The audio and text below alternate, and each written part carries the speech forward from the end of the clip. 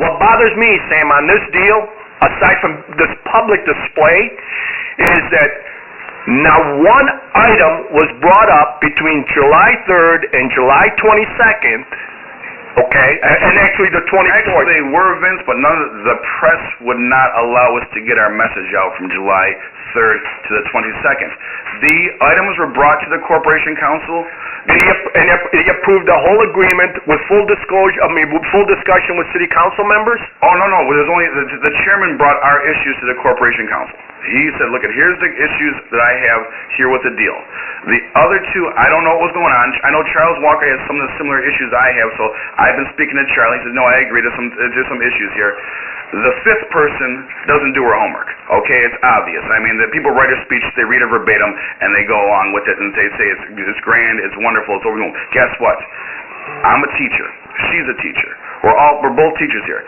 That's simple. You must read the directions before you complete the assignment.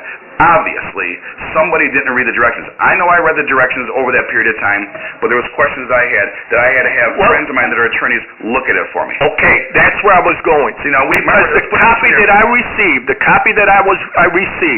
had marked up and highlighted. It was marked up. Yes, we had people review it for us. Okay, that's where I want to go. So you had council members who had a sit down with outside attorneys, but you didn't have the same relationship, whether it's trust or whatever, or time or whatever, but you didn't have the same efforts with our own corporation counsel. No, the same questions. Well, why didn't he mark it up?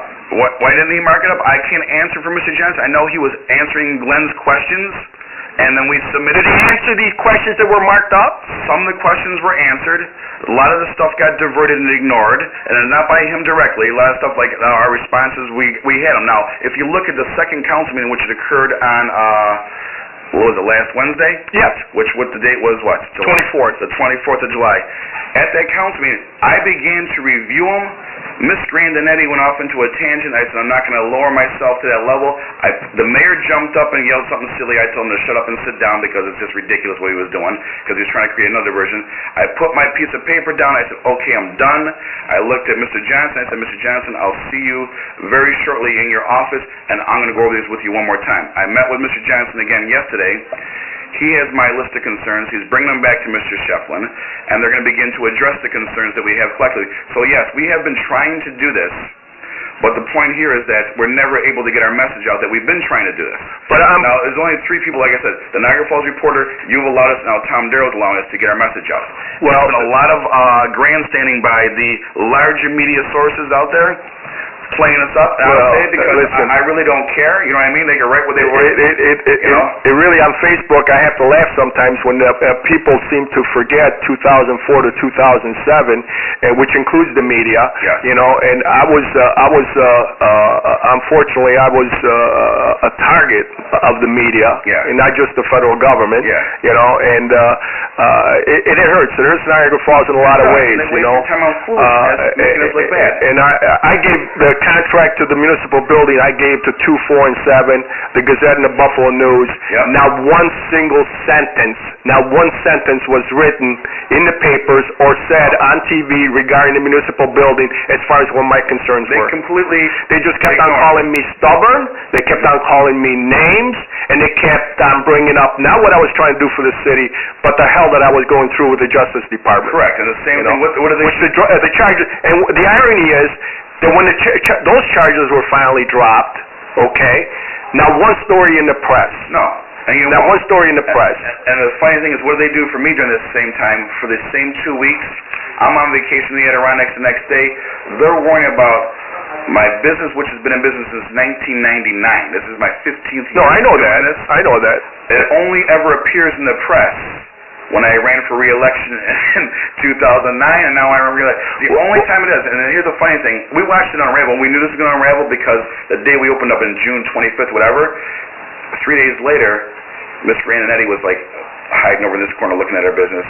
Seth Picarillo's hiding over this side of the street. And we knew that, right? Because I had moles all over the street watching. I go, look at it. I go, guys. I go, I want all my friends to hang out in certain corners and just tell me who comes by who's going to worry about my business because they're going to try to spin this into a nightmare.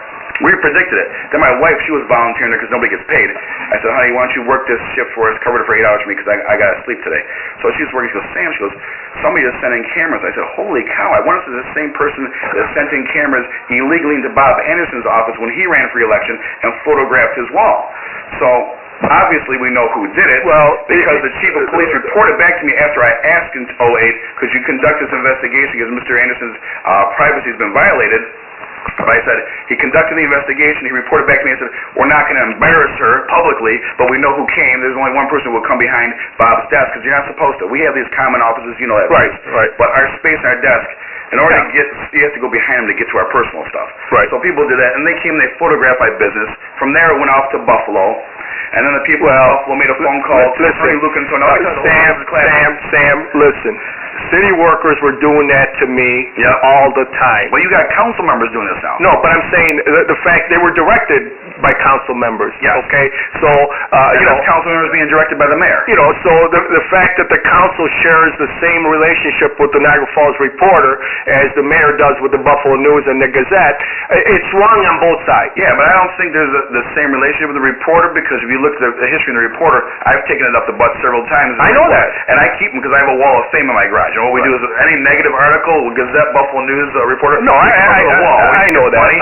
Look, I think communication one year you worked at the Turkey Carcass Award. You came in first, I came in second. Yeah. And then the next week I had an article called The Stupid Things Councilman Sam Fruscione Does Weekly. Well, so, we've had our fair share. That's right. But we're going to go to our phone calls.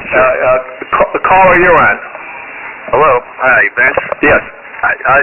Now, I want to sort of mention that whole T-shirt thing here. So, I'll be honest, when I first saw the Mafia T-shirt stuff, I thought this is probably some smoke and mirrors from Deister and those people. But, Vince, I want to encourage your listeners to look up a guy named Louis Turchiarelli. Turchiarelli. He's from Buffalo. Look him up on the internet. The guy is a convicted mafia enforcer. He threatened to kill someone over an $18,000 gambling debt. He did 2 years in prison. And Mr. Fruscione had this guy passing in the city of Niagara Falls. Listen. Mr. Fruscione, let me clarify this. It's going to open the door if they know the guy. I appreciate it, but right now I'm trying to promote the city of Niagara Falls so we can get this damn project off the ground. That's what I'm trying to do. But I appreciate the call. And you know what? We'll do a mafia show one of these days, okay? Exactly. Because I lived where everything was owned by the mafia. The land, the water, and they could shut off your air anytime they wanted.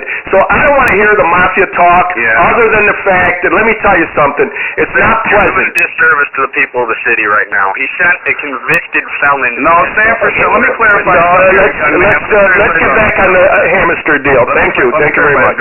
First of all, Sam Fruscione does not have control over who volunteers to carry his petitions. We both know that, Vince. I'm not going to sit there and take an application from the 35 people or 55 people who actually carried my petitions to get the 1,700 signatures I had. My petitions were coordinated and organized by volunteers on my committee. They would send people out.